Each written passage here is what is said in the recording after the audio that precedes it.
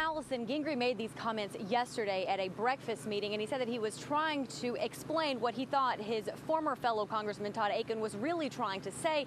But already today, he's backpedaling, saying that his comments were misconstrued. This movie details the capture and killing of Osama bin Laden. Now, despite the fact that it won't open until this weekend, it's already courting some serious controversy. In fact, I want to show you some of the protesters that have just shown up to try and demonstrate before the premiere is even set to get underway.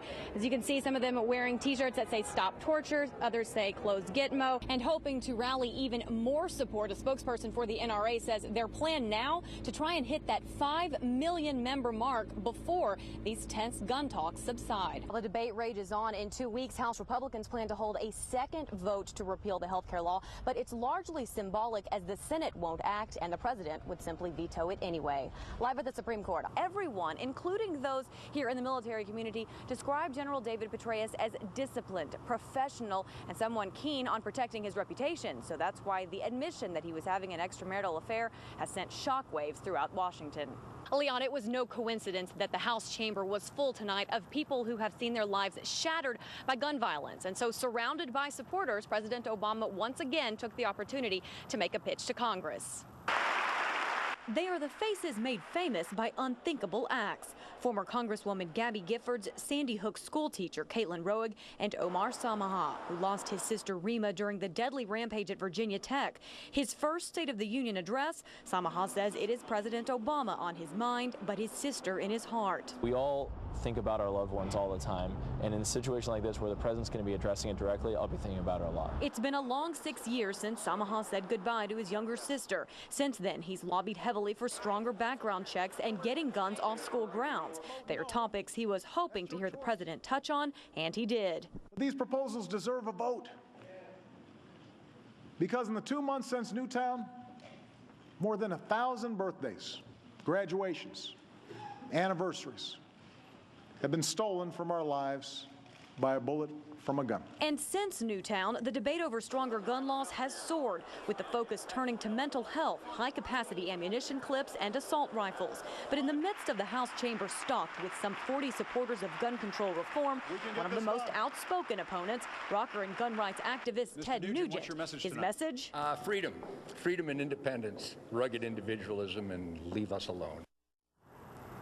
Opponents of stricter gun laws point out that they don't believe that new legislation will mean fewer deaths. Their point is that criminals that are already breaking the law won't abide by new ones. Instead, they'd like to focus more on the way mental health is addressed in our country. Live in Arlington, Autria Godfrey, ABC 7 News. Leon, this law student was an invited witness brought here to Capitol Hill to testify because of how active she's been on the Georgetown campus in fighting for contraception coverage. Well, tonight, she's in the middle of the contraception controversy.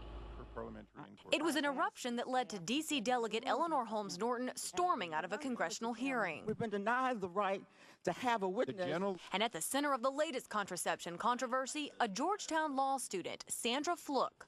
I can't imagine who would be more qualified to talk about this issue than the women who are affected by it. Fluke was invited by House minority members prepared to testify in support of President Obama's mandate that health insurers cover contraception. Instead, her witness request was denied by Chairman Darrell Issa, leaving the first round of testimony to come from just men. It was just astounding, especially to sit there and to see a group of all-male elderly or all-male religious leaders talking about women's health as if we weren't even present, and we certainly weren't part of the conversation. But Issa's office says minority members tried to add her as a witness too late, stating after the chairman agreed to issue an invitation, minority then objected, saying the witness they had requested just 3 hours earlier was no longer their request. Fluke says she was there to explain how contraception goes beyond just pregnancy prevention, a female perspective fellow students say should have been heard. She is a woman and she has her own opinion on it, so I think they should have let her speak. Fluke was here on behalf of Law Students for Reproductive Justice, a group that's on the Georgetown campus. She was here to talk primarily about the other health concerns that birth control pills can be prescribed for. Live on Capitol Hill, Autria Godfrey, ABC 7 News. Thank you, Autria. Autria Godfrey live outside the Supreme Court now with the local impact. Autria. Well, Allison, tonight as the White House is savoring this landmark decision, Americans are still trying to determine exactly how they will be affected. While some say this new law removes doubt, worry, and uncertainty, others are saying that's the exact atmosphere that it's now created. Okay, Peggy. What can I do for you? In her Old Town candy shop, Candida Krebs says business can be hit or miss. And in this shaky economy, she just can't afford to provide health insurance to the several employees she's got. I don't think I will be able to keep my business if I have to provide health insurance. I couldn't operate the business. Now with the healthcare law upheld, she says the thought of expansion is out of the question, given the fact she'd now be required to provide insurance coverage once she employs 50 people or pay a penalty. I probably have to pay the fine. In addition to the small business requirement, the Affordable Care Act prevents people from being denied for pre-existing conditions, and what's got Michelle Ako sighing a breath of relief, allows parents to keep their kids covered until they are 26. Once you graduate college, it's so much stress and so much responsibility. And knowing that we're having Obamacare take care of us till we're 26, it's like pressure lifted off. Today's ruling by the High Court handed a huge victory to President Obama, who applauded the justices for giving Americans what he says is a fundamental right. That here in America, in the wealthiest nation on earth, no illness or accident should lead to any family's financial ruin. But the decision laid red meat in the lap of Republicans, with Mitt Romney wasting no time promising a repeal. If we want to get rid of Obamacare, we're going to have to replace President Obama. My mission is to make sure we do exactly that. Now the debate rages on. In 2 weeks, House Republicans plan to hold a second vote to repeal the health care law, but it's largely symbolic as the Senate won't act and the president would simply veto it anyway. Live at the Supreme Court, Godfrey, ABC 7 News. All right, early on, it seems like new developments in this case are emerging by the minute. We've seen the calls for justice for Trayvon Martin span coast to coast, and now the discussions about just what led to the controversial killing have come here to Capitol Hill. A moment of silence. Taking a break from the raucous rallies that demand justice for the death of their son, today Trayvon Martin's parents made their plea during a discussion on racial profiling and hate crimes. Everyone who's holding the legacy of Trayvon and making sure that he did not indeed die in vain. I'd just like to say thank you. The death of the 17-year-old has launched a nationwide narrative on racial profiling. Choking back tears today, Martin's mother demanded the arrest of George Zimmerman, the neighborhood watch captain who shot the teen. This man has not been arrested for shooting and killing my son. But according to the Orlando Sentinel, police documents seem to support Zimmerman's claim that he fired the fatal shot in self-defense. The Sentinel also reports Zimmerman actually lost the teen as he tried to follow him through the neighborhood and was walking back to his car when Martin allegedly started attacking him, breaking his nose and slamming his head against the sidewalk. When asked today about a Twitter account believed to be Martin's that had references to drug use on the page, the family attorney denied the page was Martin's, calling it the latest attempt at character assassination. There are so many things now where they're trying to just blame the victim, demonize the victim. This was a young kid who was trying his best. But when asked about Martin's previous suspension from school for spreading obscene graffiti and a report he was once investigated for having 12 pieces of women's jewelry in his backpack, no comment.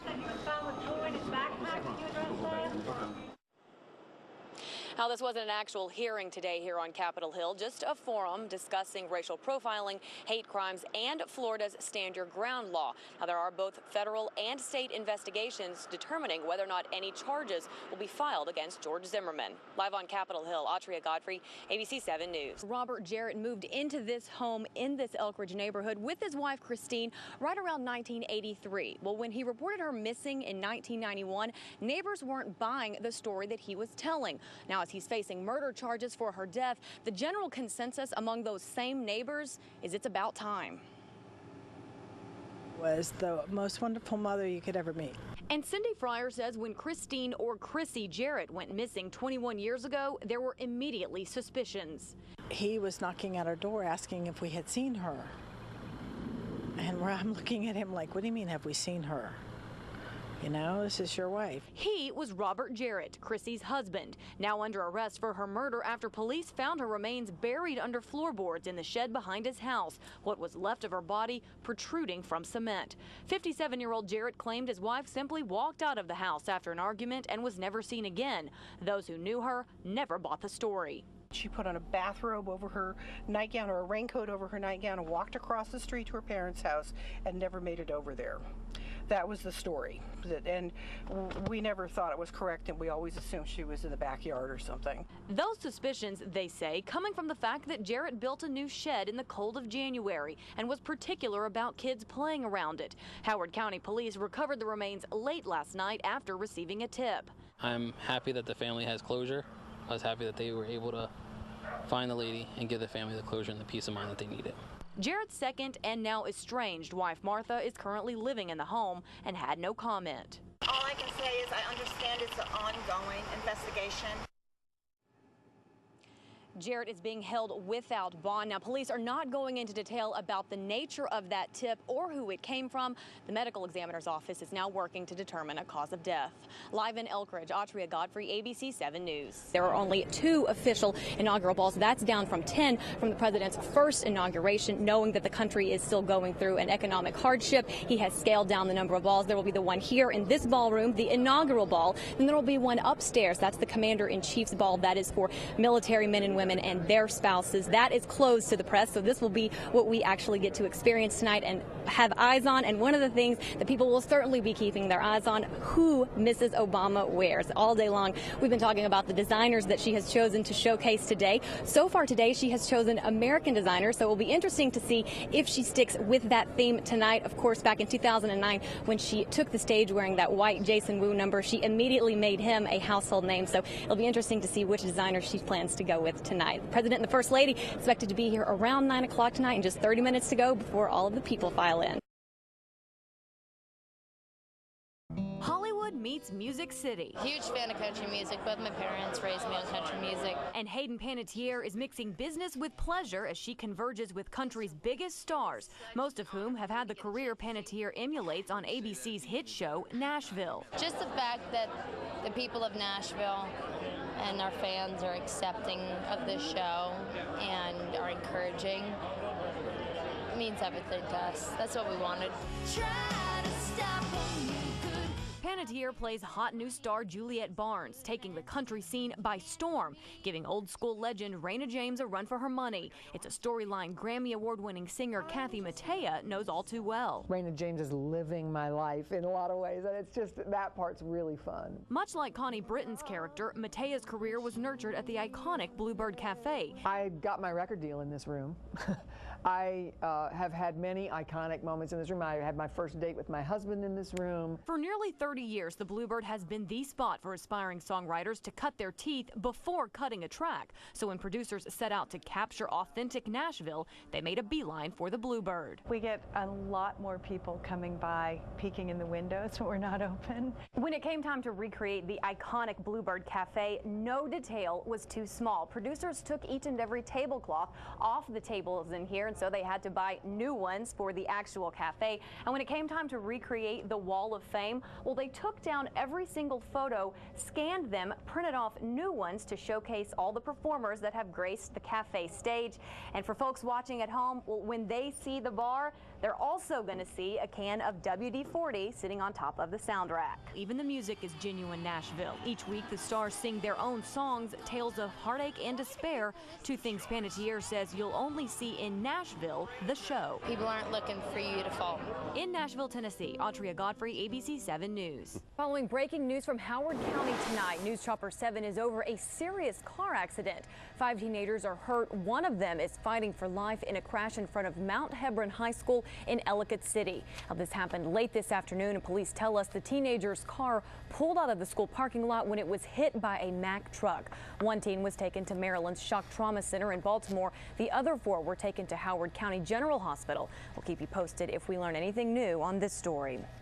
And we're also following breaking news from Prince William County. That is where a man who has been behind bars for more than a decade is hoping to be released from prison as early as today. The story everyone in Washington is talking about: the Redskins are getting ready for their first playoff game in 6 seasons as they get ready to face the Seattle Seahawks at FedEx Field. One concern the team faces: their lack of experience in the playoffs. Horace Holmes joins us live now with the latest from Redskins Park. Absolutely what this year will go down as. Absolutely. The year of RG3. You know, people are still doing anything and everything to try and get their hands on some of these tickets, the hot items. In fact, we found one guy on Craigslist that would offer he's offering a paid vacation for someone that will give him tickets.